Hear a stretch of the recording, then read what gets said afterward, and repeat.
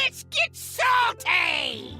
Everyone, Zeddy here again today with a brand new video, and we know all the cards now from Heroes of StarCraft, the mini set launching tomorrow. And yes, we will have a tier list going over every single card tomorrow, plus our giveaway winners. But I do have some major concerns going into the launch about the validity of what's going on with this mini set and its possible impact in the game. I'm just concerned that it might not work out because this is a set unlike something we've never seen before. There's nothing comparable to this, so it has me concerned, but it also might end up just being like outright broken and we're completely talking about something else after it launches. So you never know, and I just want to hear your guys' takes on my concerns and all that, because I just see it from everybody. It's not just me. So we'll go into that, and as I mentioned, we do have our giveaway going on for one more day, where you can win one of 3 of these mini sets. We are like incredibly close as of recording this to 90,000 subscribers. If we manage to hit that, I will add another mini set to that giveaway. So if you haven't already, feel like I've earned your subscription, hit that sub button down below. And if you want to enter that giveaway,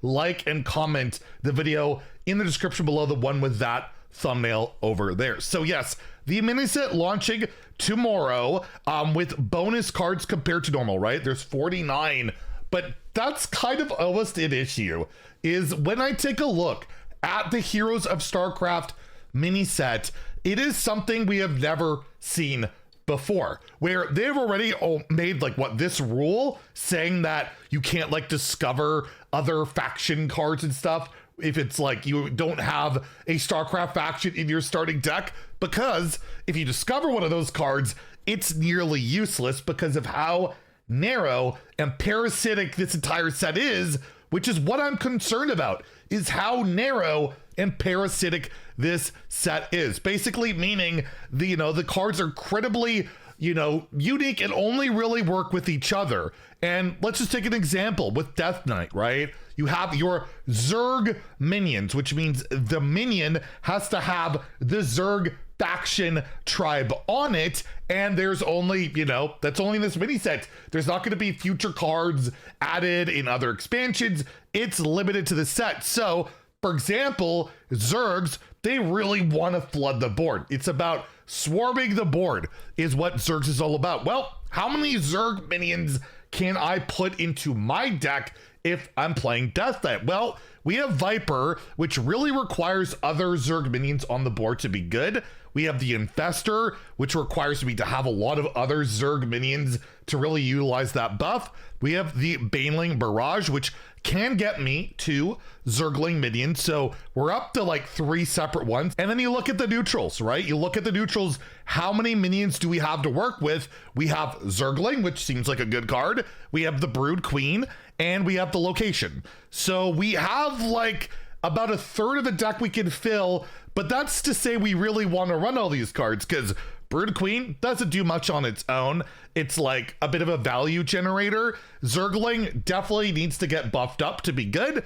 And then you only have, those cards to do it. You only have this. That's literally all you got. And I really want to be swarming the board, getting a lot of Zerglings, pushing pressure, and there's not a ton of them, right? And you do have the hero card, Kerrigan, which also generates the Brood Queen, right? Or whatever you're going to rename it. And 2 of those, which gives you 2 more Zergs in your hand. But you got that hero power for this card. These Zerglings will I be able to generate? So that looks pretty shallow. And then you look at a class like Warlock, which is in this whole Zerg strategy. They only got 1 minion to work with, and it can't even attack. It doesn't generate anything. You could technically create the 8/8 out of this guy, the Ultralisk, and get that out. That's a Zerg minion on the board. But it's kind of, pretty narrow. And I will say, within a mini set of a very parasitic, very narrow nature, Warlock got a card that's even more narrow in Consume that only works with your locations, not even your opponents, and removing a durability on location I would want to destroy to gain some health. It's a super narrow card within a super narrow mini set that doesn't really accomplish like the Zerg strategy, right? But honestly, this might actually have more validity down the road than a lot of the other cards in the set. To me, Zerg looks like it might have a bit more of a chance. Protoss is the one I'm like the most concerned about, because if you look at Protoss cards, right, they are all about Protoss minions and making them cost less. And I think the best example is to take a look at Mage. So there's so many cards that are being built around, you know, making our Protoss minions cost less. So what minions do Mage have access to? Well, they have Colossus, which is like a win condition in itself, but you've got to cast Protoss spells, which are only in this mini set, so there's not that many of them, so you're gonna have to play a bunch of other spells to try and generate Protoss spells to make this one minion really be that win condition. And if we're looking at other minions for Mage to play that are Protoss minions, what do you have? You have Void Ray, and that is it. That's literally it. They have 2 minions. They have all these cards to discount minions, like Warp Gate, the hero card Artanis. Like I look at, like in a vacuum, Artanis is insane. Your Protoss minions cost less. You get a bunch of charges, but Mage only has 2 minions to generate unless they like discover something else or add something to their hand. That's like really narrow to utilize that stuff. And is it enough to build your deck around a bunch of cards that only interact with each other for the most part? It's really jarring when you look at the Mage stuff.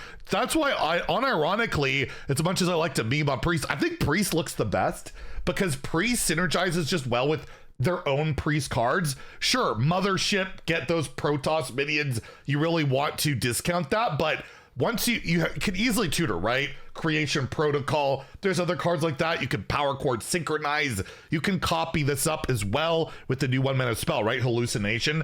I think Priest is going to be like, get a mana cheat thing going, and you can get endless value, and all those Protoss minions like deal damage, like the Mage and Rogue ones. I think Priest has the best shot because it synergizes so well with their already existing cards. It's not super reliant on this mini set, which I feel like the majority of the archetypes of these cards really rely specifically on the cards in the mini set. The exception to that rule, and in the last faction I want to go over, is the Teran faction, right?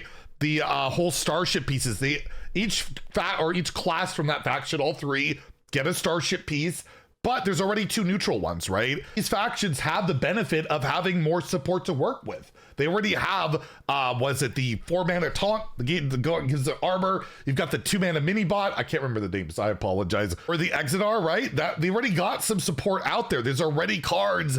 And in general, like you look at Warrior, they're getting like mechs and stuff like that already just works at Warrior. They're getting a card, Concussive Shells, one of the only cards this entire mini set that I would just like consider playing in a deck that doesn't require anything. So the concern I have with this mini set is just how narrow it is. If it doesn't work, if it's not good enough, it doesn't have a big impact, there's not a lot that they can do to make it work, right? Buffing cards when the issue is likely, if there will be an issue, is there's just not enough cards. Buffing them doesn't do a ton other than just making something like an insane win rate spike and frustrating.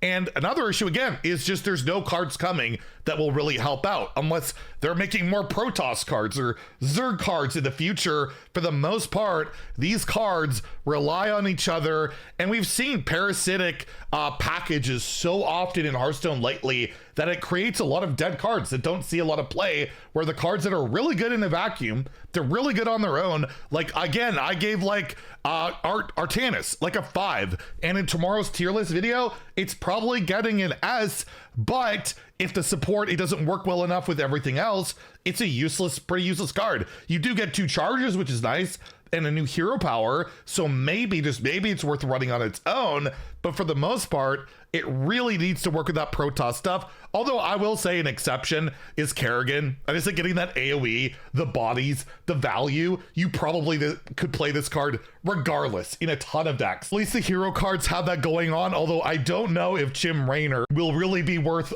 playing without relaunching Starships, but does have a pretty good hero power, so I wanted to put that concern out there.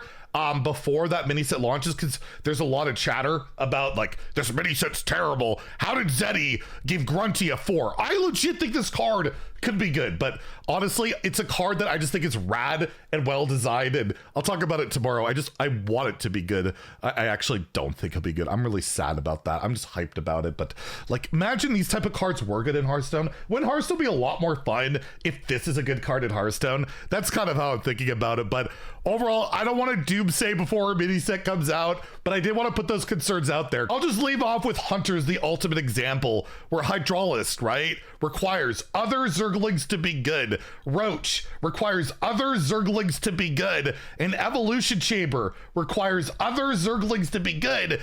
And there's only 2 other Zerglings in the whole neutral set. It's like, can it work? I don't know. We're gonna find out. But yeah, a little bit concerned about it. Let's hope it works, because overall this set looks really rad, looks really cool, and man, StarCraft in Hearthstone. Even though I don't play StarCraft, I'm still excited. So anyways, let me know what you think about that. All the comments down below. If you enjoyed the video, please like and subscribe. Have a great day and stay salty, my friends.